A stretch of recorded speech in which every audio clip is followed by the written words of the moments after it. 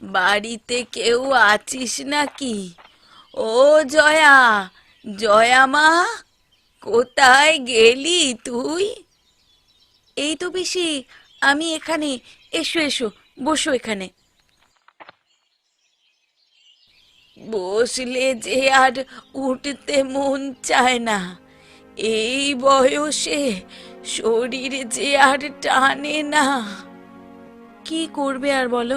তোমার ছেলেটা সেই যে ভিনদেশ হলো, বউটা মারা যাওয়ার পর আর এলোই না। এখন নাতনিটাকে নিয়ে বেঁচে থাকতে হলে ভিক্ষে তো করতেই হবে। কি আর করব, সবই যে আমার কপাল।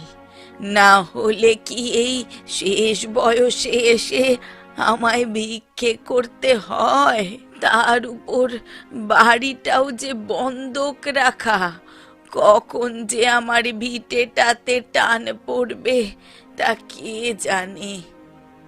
বাড়ি ছেড়ে তখন যাবে কোথায় পিসি? তোমার যে মাথা গোঁজার আর কোনো জায়গা নেই। হ্যাঁ রে মা, এই তিন কুলে আমার যে আর কেউ নেই। তা সকালে কিছু খেয়ে বেরিয়েছো, নাকি না খেয়ে ভিক্ষে করতে বেরিয়ে পড়েছো? হ্যাঁ রে মা, খেয়ে এসেছি। ননি দুটো আলুর সাথে কটা চাল সেদ্ধ করেছে, তাই দিয়েই খেয়ে বের হয়েছি।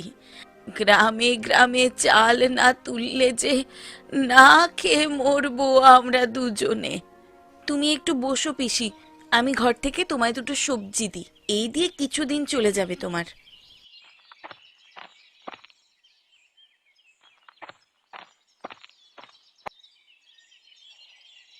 তুই আমার জন্য কত করিস রে মা। আমার নিজের একখানা মেয়ে থাকলে আজ আমার জন্য এমন করতো। আমারও তো মা নেই, তাই তোমাকে দিয়েই আমি সুখ পাই গো পিসি। মনে হয় নিজের মায়ের জন্যই করছি। ভালো মন্দ রান্না হলে আমি খবর পাঠাবো রতনকে দিয়ে, ননিকে নিয়ে এসে খেয়ে যেও। আচ্ছা, সে আসবো খন। এখন আমি উঠি রে মা, হ্যাঁ? না হলে রোদের তাপ বাড়লে আমি আর বেশি দূর যেতে পারবো না। ঠিক আছে, যাও পিসি। আর কোনো কিছু দরকার পড়লে আমার কাছে চলে আসবে, আমি যতটুকু পারি তোমাকে সাহায্য করব। আচ্ছা মা, আমি এখন যাই।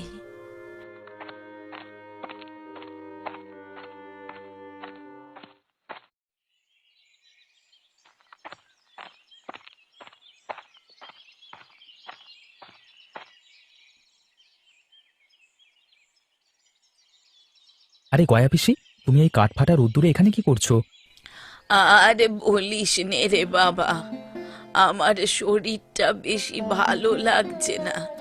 হাঁটতে হাঁটতে বড্ড ক্লান্ত লাগছে, তাই ভাবলাম একটু জিরিয়ে নি। এই বয়সে এত ধকল কি আর নিতে পারে শরীর? তা তুমি গিয়েছিলে কোথায়? তোদের বাড়িতে গিয়েছিলাম রে বাবা। জয়া মা আমাকে কটা সবজি দিয়েছে, কদিনে রান্না করে খাবার জন্য। তা বেশ করেছো। এই নাও পিসি, এই মাছটা রাখো, এটা দিয়ে তরকারি রান্না করে খেও। তুই আবার কি করতে মাছ দিলি বাবা? এই মাছ বিক্রি করেই তো তোর সংসার চলে। আমাকে দিলে যে কম পড়ে যাবে। তোমাকে একটা মাছ দিলে আমার কম পড়বে না গো পিসি। বিধাতার দয়ায় আমার যা আয় রোজগার আছে তাতে আমাদের দিব্যি চলে যায়।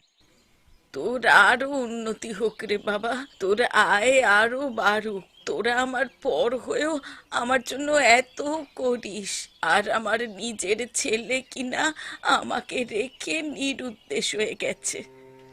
কি আর বলবো পিসি, বউটার শোকে বন্ধু আমার নিরুদ্দেশ হয়ে গেছে। সেবার কলেরায় গ্রামের অনেক মানুষই তো মারা গিয়েছে। তাই বলে যাদের আত্মীয় স্বজন মারা গেছে সবাই কি নিরুদ্দেশ হয়ে গেছে নাকি রে? নাতনিটাকে নিয়ে আমার হয়েছে যত চিন্তা। তুমি চিন্তা করো না পিসি, আমাদের ননি খুব ভালো মেয়ে, দেখবে তোমাদের কপালে একদিন ঠিক সুখ ফিরে আসবে।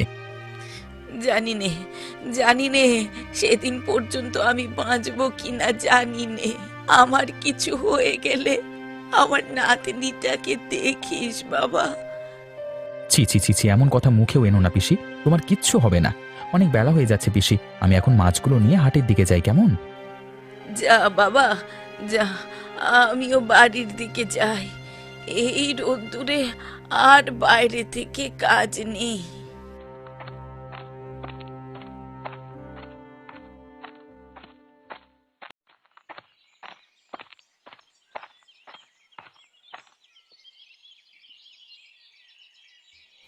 দিদি ভাই, ও ননি দিদি ভাই, কি করছিস তুই এই ভর দুপুর বেলা? আমি কটা কুমড়ো শাক কাটছি গো দিদা। ঘরে যে রান্না করার মতো কিচ্ছু নেই, তাই তো ওই খালপাড়ের পাশের বাঁশ বাগান থেকে কুমড়ো শাক নিয়ে এলাম কটা। সে কি কথা, বাঁশ বাগানে কুমড়ো গাছ এলো কোথা থেকে? আর তোকে না কতবার বারণ করেছি ওই বাঁশ বাগানের দিকে না যেতে। কেন গো দিদা, ওখানে গেলে কি হবে? আলো মুখ পুরি, ওখানে যে দত্তি দানবের বাস, বেঘরে প্রাণটা হারাবিল চুরি। কি যে বলো না তুমি দিদা, ওখানে আবার দত্তি দানব আসবে কোথা থেকে? এসব তো রূপকথার গল্পে হয়, বাস্তবে এসব কিচ্ছু হয় না। এই মেয়েকে নিয়ে আমি আর পারি না। যেতে বারণ করেছি, যাবি না, আবার এত কথা কেন কইছিস? আচ্ছা, যাব না, কিন্তু আমি কি এনেছি এই দেখো। কি রে, কি এনেছিস? এই দেখো, কত বড় কুমড়ো পেয়েছি ওই গাছে। এত বড় কুমড়ো আমি আগে কখনো দেখিনি। সত্যি তো, কিন্তু এই কুমড়ো শাকগুলো না কাটা যাচ্ছে না দিদা, অনেক শক্ত, মনে হচ্ছে শক্ত কাগজের বোর্ড। কি যে অনাসৃষ্টি করলি তুই, তা বিধাতাই জানে। ওই শাক আর এখন কেটে লাভ নেই, আর কুমড়োটাও অনেক পেকে গেছে, ওটা আর রান্না করা যাবে না। তুই বরং কুমড়োটা কেটে বীজগুলো রেখে দে, বাড়িতে বীজ লাগিয়ে দেব। ঠিক আছে দিদা, কিন্তু এখন কি রান্না করবে? ঘরে যে কিছুই নেই রান্না করার মতো। এই নে, থলের ভিতরে দেখ, কিছু সবজি আর মাছ আছে। মাছ দিয়ে সবজির তরকারি রান্না কর। আহ, কতদিন মাছ খাইনি, আজ অনেক দিন বাদে মাছ খাবো আমরা, তাই না দিদা? হ্যাঁ রে দিদি ভাই, তোর বাবা যে আমাদের দারিদ্র ছাড়া আর কিচ্ছু দিয়ে যায়নি। তুমি দুঃখ করো না দিদা, দেখবে বাবা ঠিক একদিন ফিরে আসবে। তুই এগুলো গুছিয়ে রান্না কর দিদি ভাই, আমি ঘরে গিয়ে বিশ্রাম নিই। ঠিক আছে দিদা।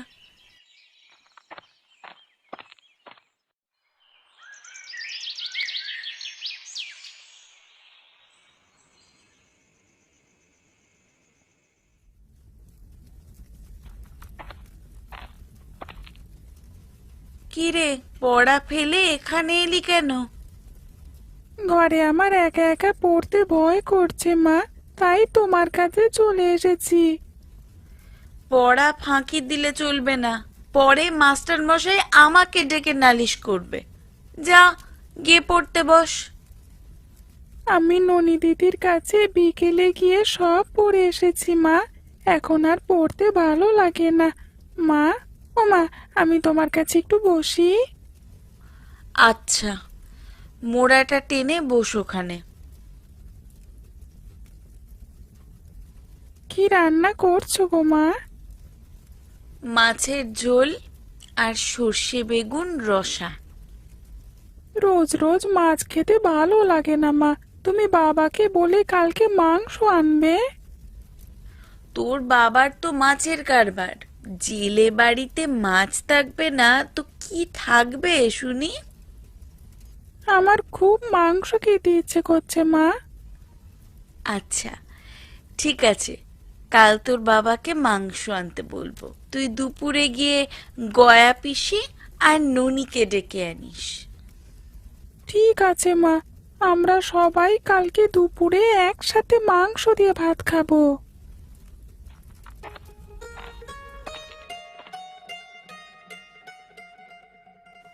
আরে বই পড়া ফেলে মায়ের সাথে কি এত গল্প হচ্ছে শুনি? আমার পড়া সেই বিকেলেই শেষ বাবা।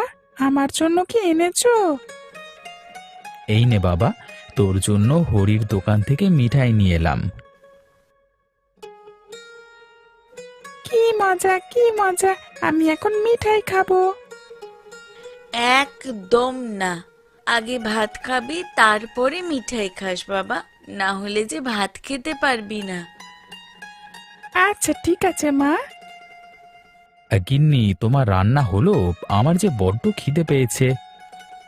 হ্যাঁ, আমার রান্না শেষ, তুমি হাত মুখ ধুয়ে এসো, আমি তোমাদের খাবার বাড়ছি।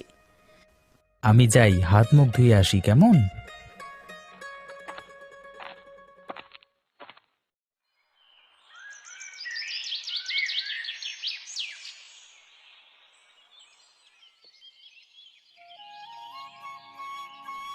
ছেলেটাকে সেই কখন পাঠিয়েছি ওদের ডেকে আনতে, তার আসার খোঁজ আছে এখনো? কোথায় আবার খেলা করতে বসেছে কে জানে।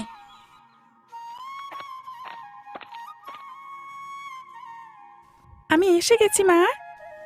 এতক্ষণ লাগে বুঝি আসতে? নিশ্চয়ই যাওয়ার পথে তুই কোথাও খেলতে বসেছিলি। না মা না, আমি সোজা দিদার বাড়িতে গিয়েই ওদের সাথে করে নিয়ে এলাম।